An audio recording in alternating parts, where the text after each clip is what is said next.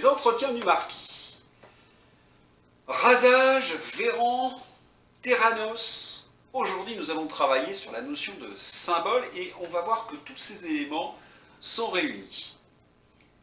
Si vous aimez mes vidéos, n'hésitez pas à les liker, à les diffuser sur les réseaux sociaux ou même à vous abonner, ça fait plaisir parce que ça permet un petit peu de soutenir cette petite chaîne.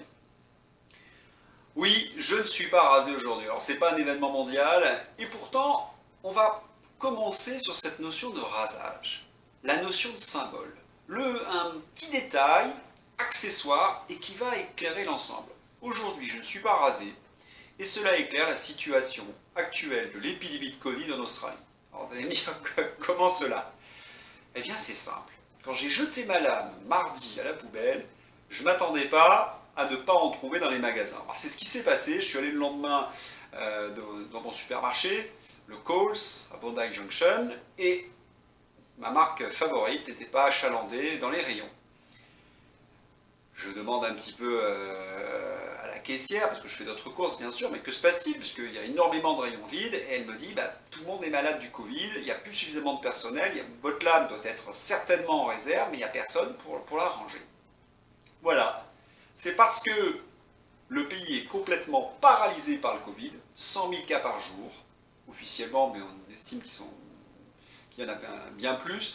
Tout le monde à peu près est cas contact ou a le Covid, donc tout le monde se terre un petit peu à la maison, et le résultat, c'est que plus rien ne fonctionne en Australie. J'ai toujours pas reçu mon courrier depuis 4 jours.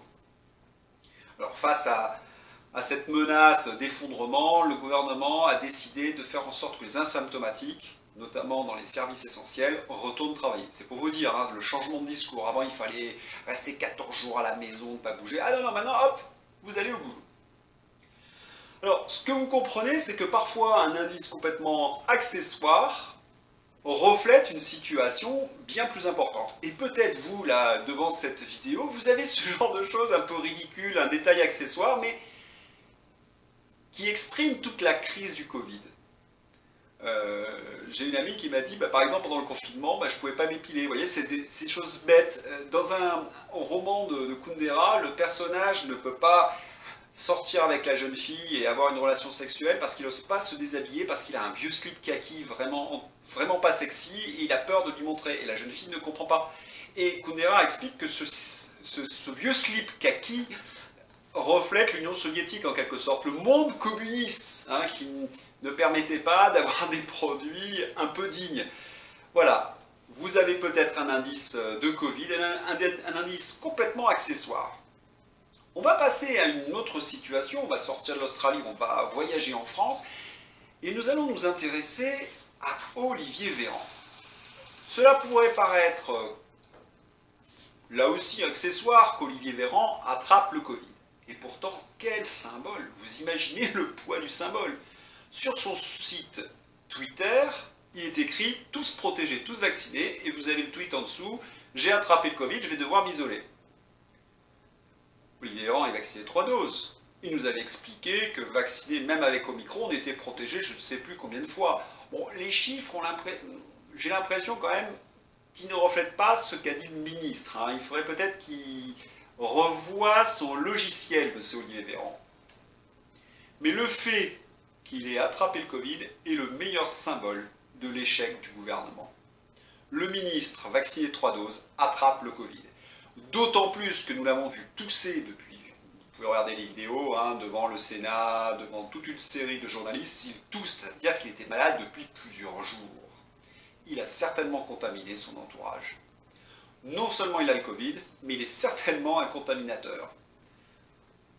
Quel meilleur symbole pour illustrer la crise du Covid aujourd'hui.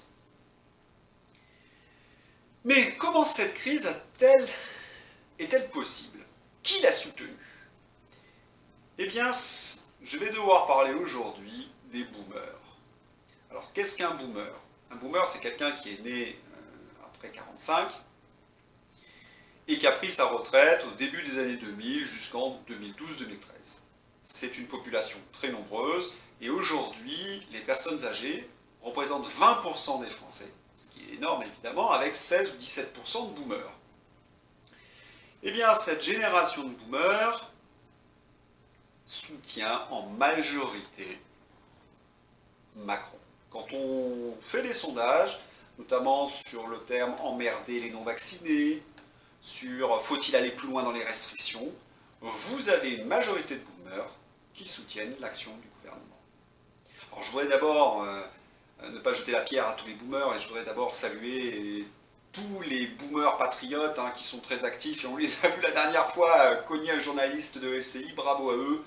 Non, non, très bien, mais il faut reconnaître qu'il y a quand même une majorité de boomers qui soutient Emmanuel Macron. Je voudrais d'abord faire une petite défense de l'ensemble des boomers. Ils ne sont pas responsables de cette situation à 99%. Revenons un petit peu en arrière. Au début des années 2000, l'Europe a décidé de réduire les dépenses publiques des États, et notamment les dépenses de santé. Après les 35 heures qu'avaient déjà désorganisé les hôpitaux, il va y avoir une réduction des budgets alloués aux hôpitaux. Et vous connaissez la conséquence, fermeture des lits. Cette politique va s'accélérer à la fin des années 2009-2010. On se souvient que Castex, c'est lui qui a mis en place le ticket, qui va obliger un peu les hôpitaux à faire des bénéfices et qui va encore engendrer un peu plus de pagaille. Et puis vous avez entendu parler que Marisol Touraine a diminué le budget des hôpitaux de 3 milliards, lorsque Macron était ministre de l'économie, ainsi de suite. Donc de nombreuses fermetures d'hôpitaux, de lits d'hôpitaux. Mais cela pose un problème, parce que nos boomers qui sont à la retraite partent à la retraite avec de très nombreuses comorbidités. Diabète, cholestérol, cancer, etc. C'est la première génération qui part à la retraite avec une surcharge pondérale. Alors, on n'a jamais vu autant de retraités avec une surcharge pondérale. C'est un indice. C'est un indice de quoi? Tant mieux pour eux, ils ont vécu les 30 glorieux, ces années où ils ont pu consommer, où ils ont pu voyager, ils ont pu profiter de la vie. Et j'ai suffisamment d'amis boomers pour leur dire c'est bien, on est heureux pour vous. Je ne vais pas leur jeter la pierre. Le seul ennui, c'est que leur surcharge pondérale va coûter très cher à la collectivité. Et que l'État n'a pas investi dans les hôpitaux. Autrement dit, vous avez une génération de boomers avec de fortes comorbidités, et vous avez un hôpital qui a été sous-dimensionné par l'Europe et par les politiques du gouvernement français. Autrement dit, il y a embouteillage dans les services de gériatrie. Pour cacher ce fait, je vous l'ai dit dans des précédentes vidéos, on accuse les non-vaccinés. Ce sont les boucs émissaires de la politique européenne et de la politique de Macron et de ses sbires. Or, quand je vois des boomers à la télévision qui veulent me priver de tous mes droits, on parle d'allocation familiale, on veut faire payer mes réanimations, etc., etc., j'ai envie de leur dire, mais du calme, Qui paie vos retraites aujourd'hui? Vous êtes parti à la retraite à 60 ans, pour certains à 55 ans, j'en ai parmi mes amis, et moi je vais partir à la retraite quand? Pour payer vos retraites à vous? 64, 65, 66, on ne sait même plus. Et vous me dites, et vous m'accusez de tous les maux, alors que je paie vos retraites, et que je vais être obligé de travailler très très longtemps. Donc à un moment donné, il va peut-être falloir changer de discours. Bouc émissaire si ça vous amuse, mais pas souffre-douleur. Et quand je vois à la télévision ces boomers, ces Cohn-Bendit, ces Jean-Louis Burga, ces Jean-Claude Dacier m'accuser de tous les maux, j'ai envie de dire, oh les cocos là, si on regarde un petit peu vos actions dans le passé, il va peut-être falloir se calmer. Je pense particulièrement à Daniel Cohn-Bendit, le spécialiste de la petite enfance. Et quand j'entends un Jomier ou Malhuret nous stigmatiser et nous accuser de tous les maux, il ne faudrait pas les fouiller dans les comptes de Malhuret ou sur des affaires anciennes. D'ailleurs, ce qui m'a plu, c'est que Malhuret a été face à Gérard Kierzek, qui lui a expliqué que l'argumentation qu'il avait présentée au Sénat était fondée sur des fake news et sur des mensonges.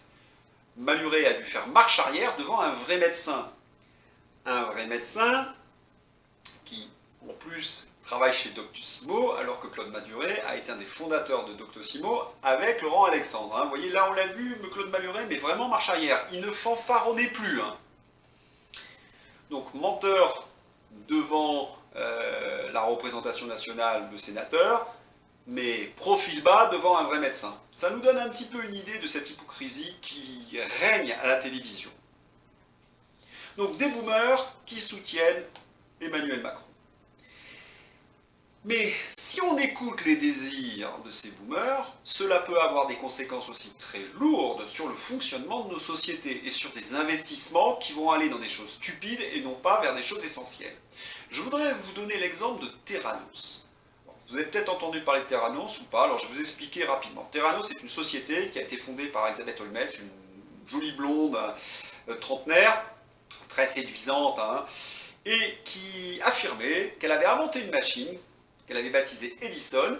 Vous lui mettiez une goutte de sang et cette machine prédisait toutes les maladies que vous auriez dans le futur. Vous imaginez un petit peu le désir qui allait chez des boomers. Ah, on va prédire mes maladies, je vais vivre plus longtemps. Donc il y a eu un engouement terrible. Elle a été comparée à Steve Jobs. On a dit que sa société Theranos, c'était le nouvel Apple. Des milliards et des milliards ont été investis là-dedans. Elle a d'ailleurs, sa société a été cotée jusqu'à 10 milliards à un moment. Quand vous regardez les investisseurs, vous avez Kissinger, George Shultz, Robert Murdoch, hein, des personnes qui pouvaient avoir peut-être des comorbidités. Quand le petit-fils de George Shultz va voir son grand-père et lui dire « Papa, je travaille dans la société Theranos, c'est une énorme escroquerie », le grand-père n'a pas voulu croire son petit-fils. Hein. Il y a eu une grosse dispute. Non, il ne pouvait pas croire cette jolie blonde, un peu sexy, hein, qui avait dû l'émoustiller et dans lequel il avait balancé des centaines de millions de dollars. Voilà, une escroquerie qui a été reconnue par la justice américaine et Elizabeth Holmes risque à 20 ans de prison parce que sa machine Edison n'a jamais existé. Mais pensez à Laurent Alexandre qui arrive devant ces boomers et qui leur dit « Ah là là, je vous promets des bus pour le futur, faites-vous cryogéniser dans des grandes cuves glacées. » Vous imaginez un peu la débilité du truc. Ou alors, hein, on va explorer votre cerveau là, avec des sondes et puis on va tout mettre avec la métaverse dans un ordinateur. Vous allez survivre. Mais qu'est-ce que c'est que ces rêves puérils? Et ou alors, carrément, des laboratoires qui vous donneront 5 siècles ou 6 siècles de vie. Ces projets ne sont pas pour l'instant réels, hein, mais par contre, vous avez des milliards d'investissements derrière. Donc on est en train de déplacer une partie de nos finances sur des désirs de vieillards, pour satisfaire des désirs de vieillards.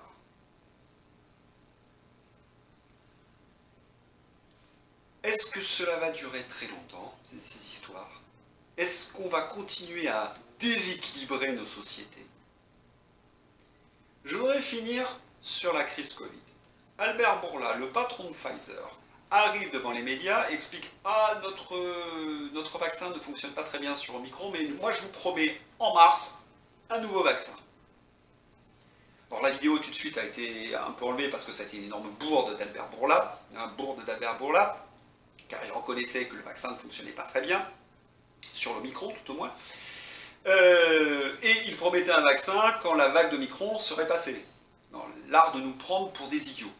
Eh bien, je crois que là aussi c'est le symbole de cette crise, qui à chaque fois on vous dit « Vous inquiétez pas, au prochain coup on va réussir », parce que depuis le début, nous sommes en échec. Voilà, la notion de symbole, elle est importante.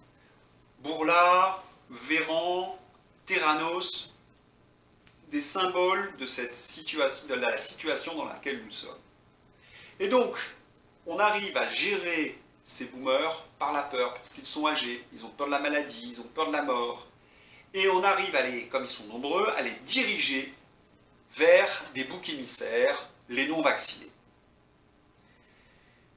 Et d'ailleurs, ce pass vaccinal qui a été voté, il a été voté par qui? Par le Sénat, c'est-à-dire la maison de retraite de nos élus. Tout un symbole. À bientôt.